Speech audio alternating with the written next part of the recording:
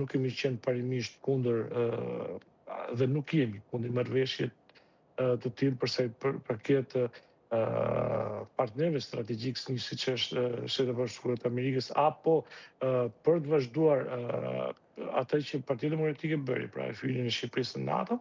edhe gjeni përballë faktit që duhet të lozim bixhoz me opozitën për të thënë që ja, ne mund të bëjmë çfarë doni, por në fund fare ne kemi me bilbil opozitën. Jo, nuk është kështu, nuk ndodh, nuk mundet. E për këtë kemi vënë në dieni dhe ambasadën e Shtetit Bashkuar të Amerikës me një shkresë të dërguar pa kryetari grup parlamentar, ku informonte mbi mënyrën se si në mënyrë jo kushtetuese Parlamenti shqiptar po ndiqet ca procedura të cilën nuk është mirë dhe për marrëveshje të tilla, edhe pse nuk ishte gjithë kjo urgjencë, duke qenë se traktatet e tilla duhet që të hyjnë në fuqi, duhet